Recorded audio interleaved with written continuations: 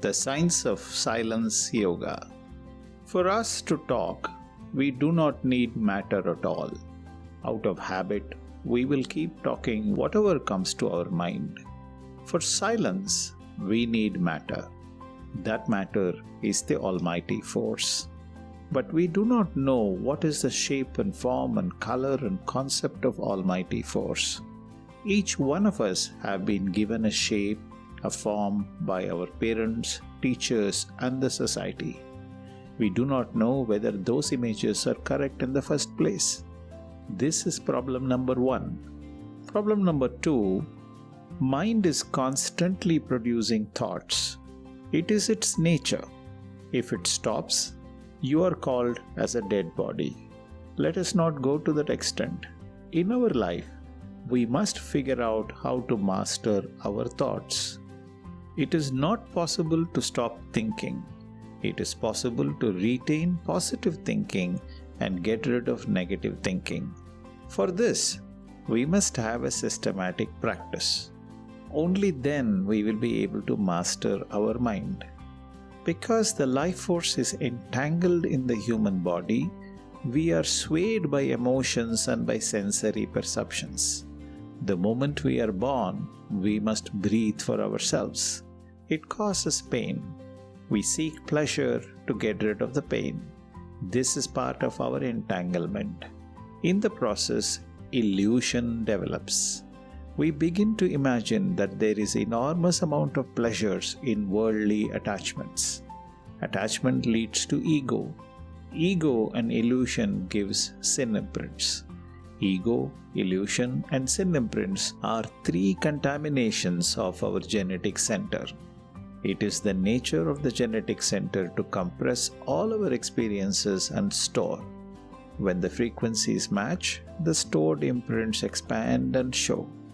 All the stored imprints from birth to this moment and also beyond our birth, from the origin of the life energy particle to today. Therefore, if we need to understand and master our mind, we must listen to our mind, understand our mind, use the mind itself to analyze and discriminate between right and wrong, choose the right and retain and give the strength to it, and get rid of the negative thoughts from the system by the power of superimposition. The brain works in essentially 3 specific powerful methods. 1. It associates.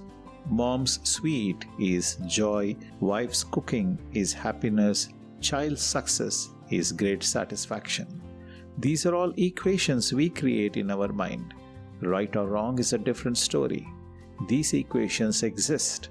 We create these equations. Number 2, it functions with visualizations. It imagines things. We imagine traveling around the world, for instance, seeing many things, experiencing different cultures. Therefore, we imagine great satisfaction. This is visualization. We would never have gone around the world. How do we know it will give great satisfaction? We just imagine so many things. It is the nature of the brain to visualize. Number 3, it superimposes. In the process of superimposition, the brain has the ability to get rid of negativity or anything that exists and strengthens a new thinking pattern in the brain.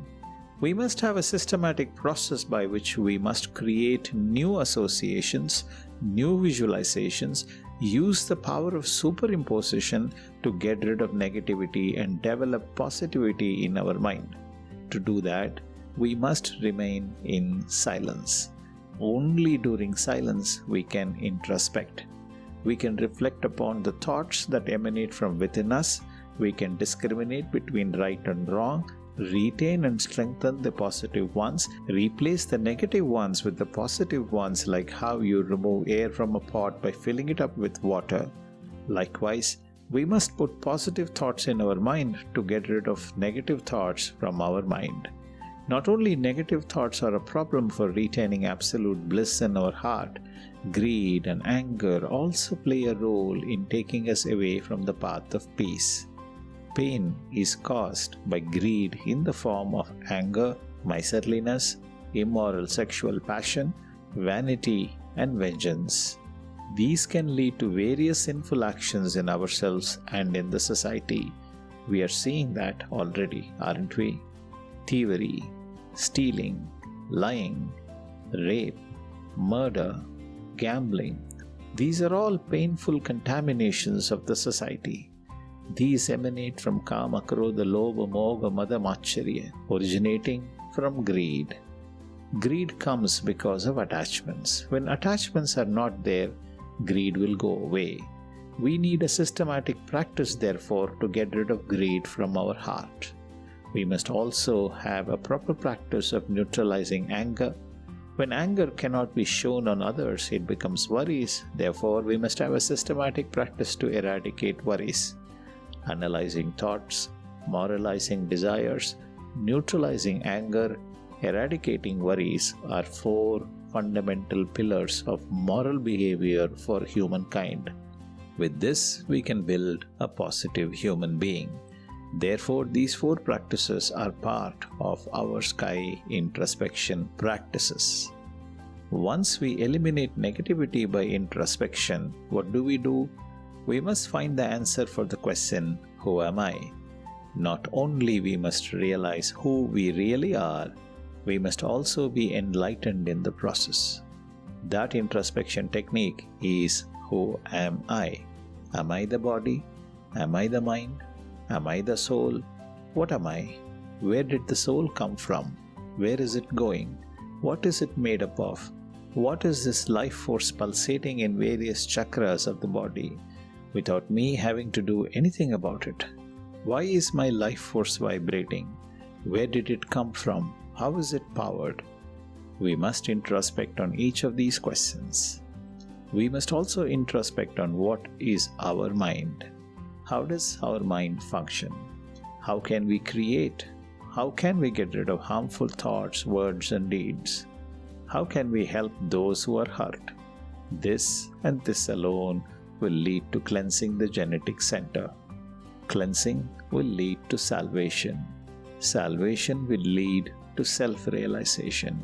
Self-realization will lead to perfection, unity, one with God, yoga. All the best for your silence. Be blessed by the divine.